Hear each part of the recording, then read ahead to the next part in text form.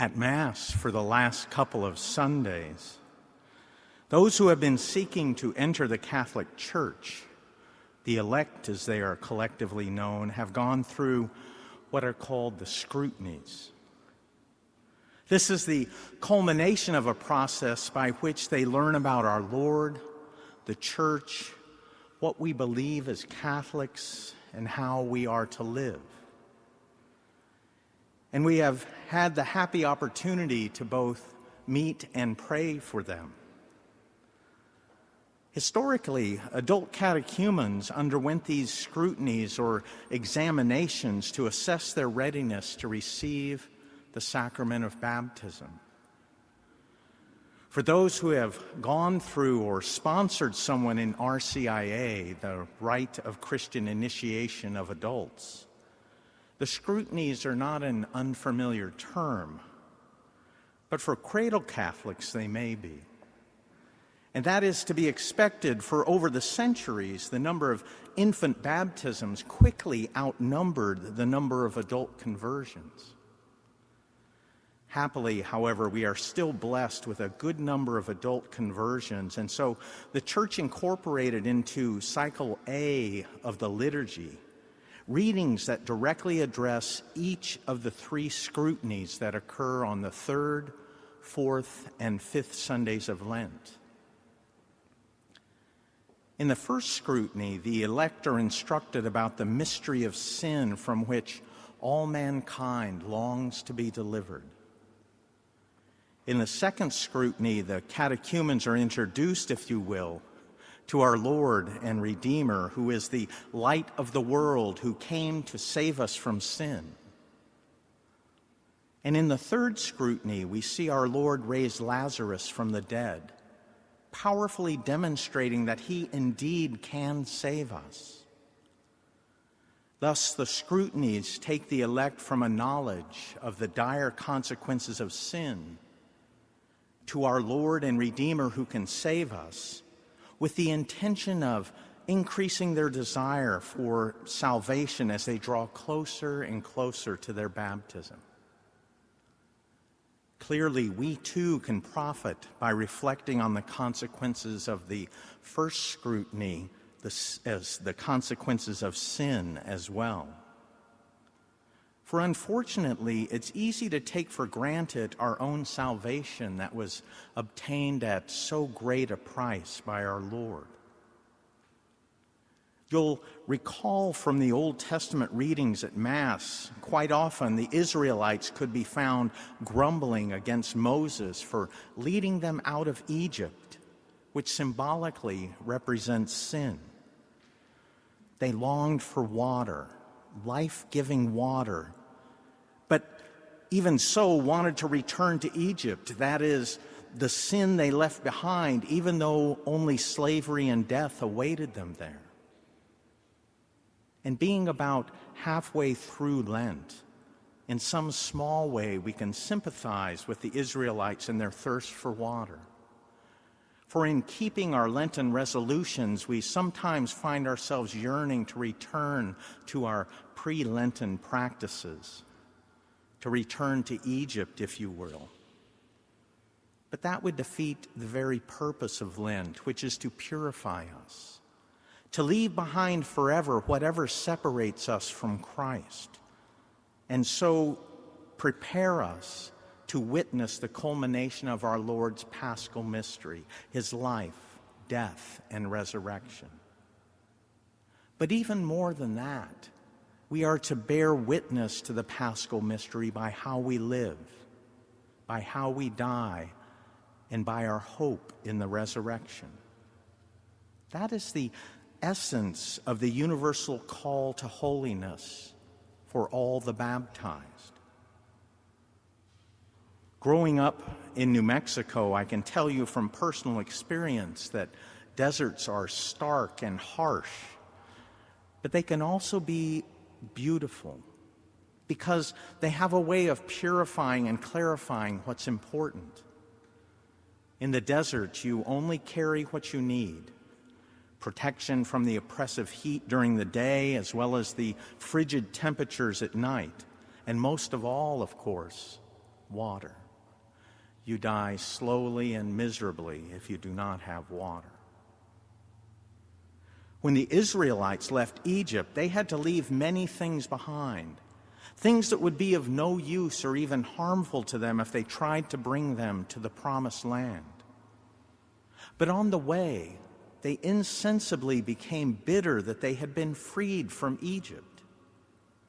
They were enslaved there, yes, a slavery that would end in death at the hands of their brutal taskmasters, yes. But they had grown used to slavery. They even preferred it. And while the thought of freedom in the Promised Land got them started on their journey, many of them left the one thing in Egypt essential to surviving the desert: their hearts. In their hearts, they never stopped preferring slavery to freedom. And thus, when trials came, when the journey became long, instead of their hearts being focused on God where they should have been all along, they became bitter. Just like Pharaoh hardened his heart, so their desire to return to Egypt turned their hearts to stone. Did you know that the Israelites could have crossed the desert in a few months, but instead it took decades? The whole reason for the journey, the whole reason the Promised Land was separated from Egypt by a desert was that they might learn what was essential, that their stony hearts might soften, that their hearts might become like He who in His mercy freed them. Israel could have learned that lesson in a few months, but it took 40 years instead.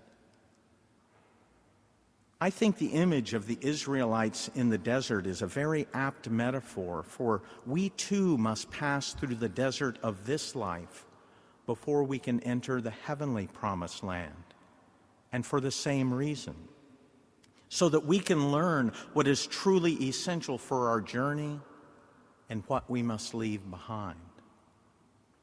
The Lenten season gives us occasion to ask in what way we are like the Israelites. Do we expect that the journey to the Promised Land will be free of trials and tribulations, tragedies and misfortunes, and so are surprised and bitter when it's not? Our Lord's life was not free of such things. Why would we expect ours to be? Do our hearts yearn for the Promised Land such that we're willing to give up anything to attain it? Or do we still wish we were slaves to sin? And if we do still desire slavery, that is very telling. For an incontrovertible and biblical truth is that our desires and actions flow from the depth of our heart. And our journey is still more dangerous if our hearts are not in the right place, because we live in a world that is eager for us to return to Egypt. Our mortal enemy is Satan, who would like nothing better than to enslave us again. But given how little sin is talked about, you might well wonder who sins anymore. When was the last time you ever heard someone say, "I would never do that. That would be a sin"? It's been my personal experience that our capacity for self-deception with regard to sin is profound. For instance, would we be eager to have our Lord sit down with us and watch the shows and movies we do? Or would we cringe as He witnessed the cursing, the immorality, and the immodesty we sometimes voluntarily subject ourselves to in the name of entertainment? Would we be proud to show Him the magazines and books we read, the sites we visit on the internet, what we text, or have Him listen to our conversations? Or would we have to watch our language around Him, careful so that we do not use His name in vain? Would we have to excuse ourselves to go put on more clothes because we're dressed immodestly? Would we have to endeavor to explain to him our so-called tolerance or even support of contraception, abortion, or sexual perversion in our culture? Would we be able to tell him of how we did our best to support the poor, the needy, that even when we suffered for proclaiming the truth of the gospel and church teaching, we did so joyfully because we were able to suffer as he did, that we did so with the same love he showed us? Or would we have to confess to our Lord that we spent our entire lives wishing we could sin, wishing that we were slaves back in Egypt? We are God's holy people. We are the means by which God has chosen to provide the world the living water he speaks of in the gospel.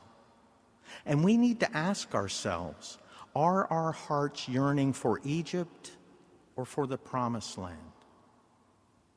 Will our hearts have to be broken like Moses broke the rock in the desert so that living water could flow? Or are they supple and ready to receive the love of God being poured into them? Ready to be the vessel that provides the living water of God to the world? Will we have anything to give when those who want to escape the slavery of Egypt say, like the woman at the well did in the gospel, "Give me living water that I may never thirst again"?